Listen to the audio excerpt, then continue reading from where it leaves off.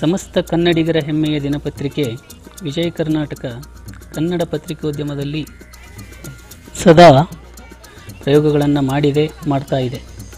ರಾಜ್ಯದ ಗ್ರಾಮೀಣ ಪ್ರದೇಶಗಳ ಸಮಸ್ಯೆಗಳ ಅರಿವು ಮೂಡಿಸಿ ಸರ್ಕಾರದ ಗಮನ ಸೆಳೆಯಲು ವಿಕ ಗ್ರಾಮ ವಾಸ್ತವ್ಯದ ಪರಿಕಲ್ಪನೆಯಿಂದ ಜನರ ಪ್ರೀತ್ಯಾದರಗಳಿಗೆ ಪಾತ್ರವಾಗಿದೆ. ಹಾವೇರಿ ಜಿಲ್ಲೆ ರಾಣೆಬೆನ್ನೂರು ತಾಲೂಕಿನ ನಲವಾಗಲದಲ್ಲಿ ಈ ಬಾರಿ ವಿಕ ಗ್ರಾಮ ವಾಸ್ತವ್ಯ. ಆದಿತ್ಯ ಬಿರ್ಲಾ ಗ್ರೂಪ್ನ ಗ್ರಾಸಿಮ್ ಇಂಡಸ್ಟ್ರಿಯಿಂದಾಗಿ ಇಲ್ಲಿನ ಜನತೆ ನೆಮ್ಮದಿ ಕಳೆದುಕೊಂಡಿದ್ದಾರೆ.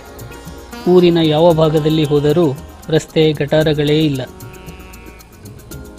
ಊರಿಗೆ ಬರಲು ಸುಸಜ್ಜಿತ ರಸ್ತೆ ಇಲ್ಲ. ರಾಷ್ಟ್ರೀಯ ಹೆದ್ದಾರಿ ಪಕ್ಕದಲ್ಲೇ ಇದ್ದರೂ ಸಾರಿಗೆ ವ್ಯವಸ್ಥೆ ಕನಸಿನ ಮಾತಾಗಿದೆ.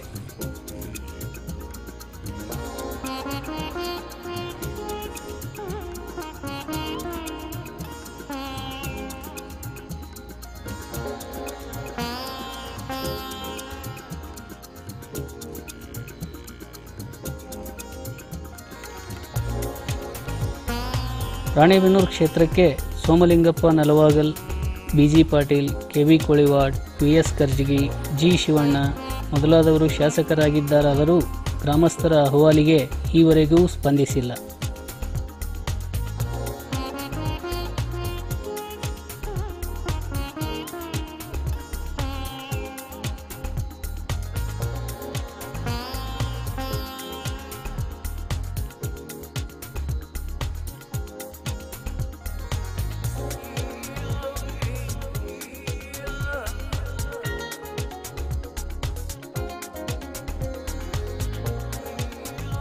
ಕಾರ್ಖಾನೆಯಿಂದ ಹೊರಬರುವ ಧೂಳು ಜನರ ಬದುಕನ್ನು ನರಕವಾಗಿಸಿದೆ. ಗಾಳಿಯಲ್ಲಿ ತೇಲಿ ಬರುವ ಆಸಿಡಿಕ್ ಸಲ್ಫೇಟ್ ಕಬ್ಬಿಣದ ವಸ್ತುಗಳನ್ನೆಲ್ಲ ಹಾಳು ಮಾಡ್ತಾ ಇದೆ. ಬೆಳೆಗಳ ಮೇಲೂ ಧೂಳು ಬೀಳೋದರಿಂದ ಇಳುವರಿ ಅತಿ ಕಡಿಮೆಯಾಗಿದೆ.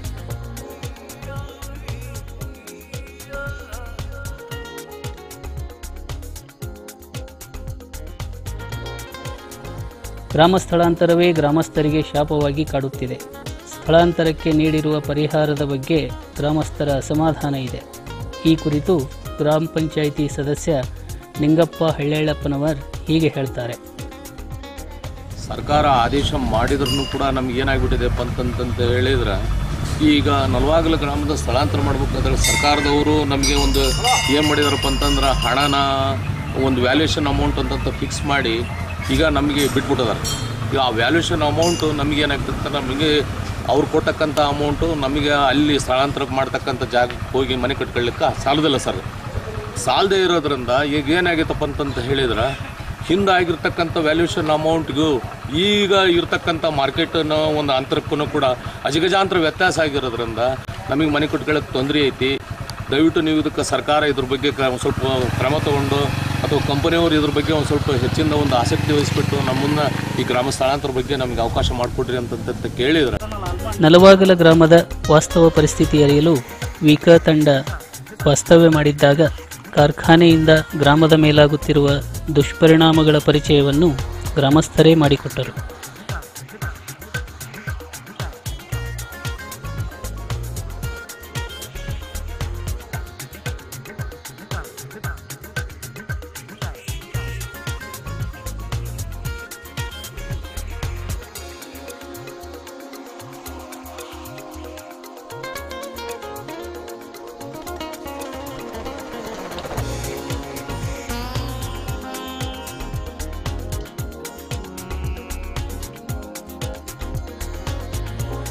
ಕಾರ್ಖಾನೆ ತ್ಯಾಜ್ಯ ಸುತ್ತಲೆಲ್ಲ ದುರ್ವಾಸನೆ ಬೀರಿದೆ. ಕಾರ್ಖಾನೆ ಮತ್ತು ಗ್ರಾಮದ ಮಧ್ಯೆ 30ಕ್ಕೂ ಹೆಚ್ಚು ದೊಡ್ಡ ದೊಡ್ಡ ಕೆರೆಗಳನ್ನು ಮಾಡಿ ತ್ಯಾಜ್ಯದ ನೀರು ಮತ್ತು ವಸ್ತುಗಳನ್ನು ಸಂಗ್ರಹಿಸಲಾಗುತ್ತಿದೆ. ಇದರಿಂದ ಬರುವ ದುರ್ನಾತ ಸಹಿಸಿಕೊಂಡು ಅನಿವಾರ್ಯತೆಯಿಂದ ಬದುಕು ಸಾಗಿಸುವ ಪರಿಸ್ಥಿತಿ ನಲವಾಗಲ ಗ್ರಾಮಸ್ಥರದಾಗಿದೆ.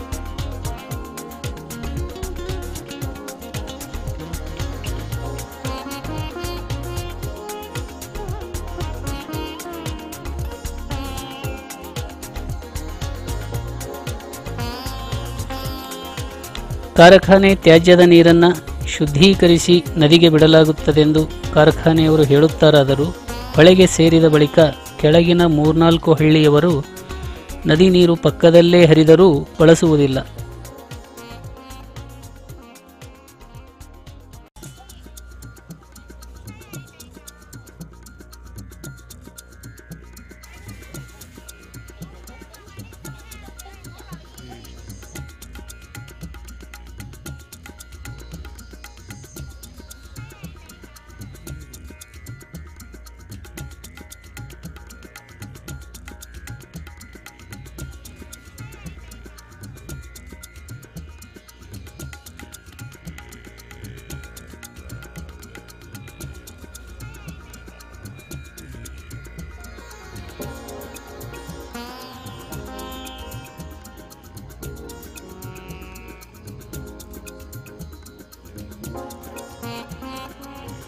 ಇದೇ ನೀರನ್ನು ಹೊಲಗಳಿಗೆ ಬಳಸುವುದರಿಂದ ಭೂಮಿಯ ಫಲವತ್ತತೆ ಹಾಳಾಗುತ್ತಿದೆ.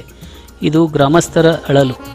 ಕಾರ್ಖಾನೆ ತ್ಯಾಜ್ಯ ಗುಡ್ಡೆಯಾಗಿ ಬಿದ್ದಿದ್ದು ಮಳೆಗಾಲದಲ್ಲಿ ಎಲ್ಲ ಭತ್ತದ ಗದ್ದೆಗಳಿಗೆ ಹರಿದು ಇಳುವರಿ ಹಾಗೂ ಭೂಮಿಯ ಫಲವತ್ತತೆಯ ಮೇಲೆ ಪರಿಣಾಮ ಬೀರುತ್ತದೆ. ಈ ಬಗ್ಗೆ ಗ್ರಾಮದ ಪ್ರಗತಿಪರ ರೈತ ರಾಮಣ್ಣ ಸಾಲಕಟ್ಟಿ ಹೀಗಂತಾರೆ. ಇದು ಈ ನೀರು ಹೋಗೋದು ಇಲ್ಲೇ ನಮ್ಮದು ಸ್ವಲ್ಪ ಒಂದು 500 ಮೀಟ್ರ್ ಇದು ಮೀಟ್ರ್ ಭಾಳ ಆತಲ್ಲ, 500 ಮೀಟ್ರ್, ಅರ್ಧ ಕಿಲೋಮೀಟ್ರ್ ಒಳಗನ. ಇನ್ನು ನಮ್ಮದು ಫಸ್ಟಿಗೆ ನಮ್ದು ಪಂಪ್ ಸೆಟ್ ಬರೋದು. ಬೇರೆ ಕಡೆ ನಾವು ನೋಡಿದ್ರೆ ಇಳುವರಿ 40-50 ಚೀಲ ಗಂಟೆ ಬೆಳೀತಾರೆ ಎಕರೆಗೆ ಇಲ್ಲಿ ಭತ್ತ. ನಮ್ಮದು 25 ಮೇಲೆ ಬರೋದೇ ಇಲ್ಲ. ಮತ್ತು ಇವು ಎಲ್ಲ ಮಿಕ್ಸ್ ಆಗಿ ಈ ನೀರು ಎಲ್ಲಿಂದ ಬರ್ತದೆ? ಈ ನೀರು ಇದೆ ಫ್ಯಾಕ್ಟ್ರಿ ಗ್ರಾಸ್ಲಿನಿಂದ ಬರ್ತೈತಿ, ಪಾಲಿಫೈಬರ್ಸ್ನಿಂದ ಬರ್ತೈತಿ. ಬರೋದ್ರಿಂದ ಎರಡು ಮಿಕ್ಸ್ ಆಗಿ ಕೆಮಿಕಲ್ಸ್. ಅವ್ರು ನೀರು ಕೆಮಿಕಲ್ ಇಲ್ಲ ಶುದ್ಧ ಮಾಡಲಾರ್ದನ ಬಿಡ್ತಾರೆ. ಈಗ ಶುದ್ಧ ಮಾಡಲಾರ್ದ ಬಿಡ್ತಾರೆ ಅಂದರೆ ಮತ್ತೆ ಈ ಬೆಳೆ ಯಾಕೆ ಬರ್ತಾ ಇಲ್ಲ ನಮ್ಮದು? ನಮ್ಮವು ಯಾಕೆ ಬರಬಾರ್ದು? ನಾವು ಅವ್ರಂಗೆ 2-2 ಕ್ವಿಂಟಲ್ ಹಾಕ್ತವೆ ಒಂದೊಂದು ಸಲ 1 ಎಕರೆ ಅಂಥದ್ದು 3-4 ಸಲ ಹಾಕ್ತವೆ. ಬರ್ಬೋದಲ್ಲ? ಯಾವ ಬರ್ತಾ ಇಲ್ಲ ನಾವು ತೀರ್ತು. ದಯವಿಟ್ಟು ಈ ಸಮಸ್ಯೆನ ಸರ್ಕಾರ ಬಗೆಹರಿಸಲೇಬೇಕು.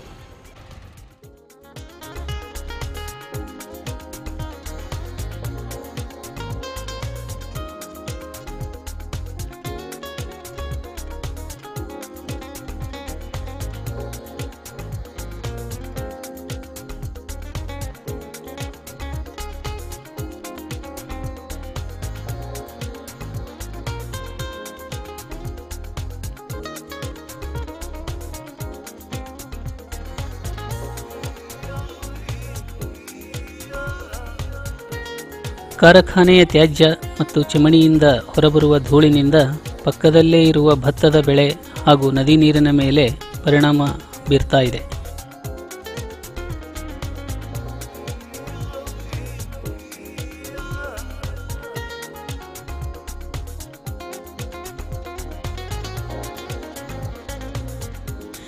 ಇದೇ ನೀರಲ್ಲಿ ಗ್ರಾಮದ ಜನ ಬಟ್ಟೆ ಒಗೆಯುವ ಮತ್ತಿತರ ಕೆಲಸ ಮಾಡುವುದರಿಂದ ಅವರ ಆರೋಗ್ಯದ ಮೇಲೂ ಸಾಕಷ್ಟು ಪರಿಣಾಮ ಬೀರುತ್ತಿದೆ. ಸ್ಥಳಾಂತರಕ್ಕೆ ನೀಡಿರುವ ಜಾಗೆ ಹಾಗೂ ಪರಿಹಾರದ ಬಗ್ಗೆ ಜನರಲ್ಲಿ ಅಸಮಾಧಾನವಿದೆ. 30%ಕ್ಕೂ ಹೆಚ್ಚು ಮನೆಗಳು ಬಿದ್ದು ಹೋಗಿವೆ. ನವೀಕರಣ ಮಾಡಿಕೊಳ್ಳಲು ಜನರಿಗೆ ಧೈರ್ಯವಿಲ್ಲ.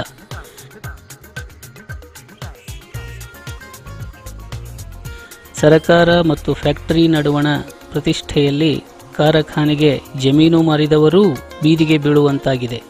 ಈ ಬಗ್ಗೆ ಗ್ರಾಮದ ಮಹಿಳೆ ಮಹಾದೇವಮ್ಮ ಹೀಗೆ ಹೇಳ್ತಾರೆ. ನಮ್ದನ್ಕ 17 ಎಕರೆ ಹೊಲ ಹೋಗೈತ್ರಿ. ನಮ್ದು ಗೌಡ್ರ ಮಂತ್ಯಾನ ನಮ್ಮ ಮಕ್ಕಳು 2 ನೌಕರಿ ಇಲ್ಲ, ಏನಿಲ್ಲ.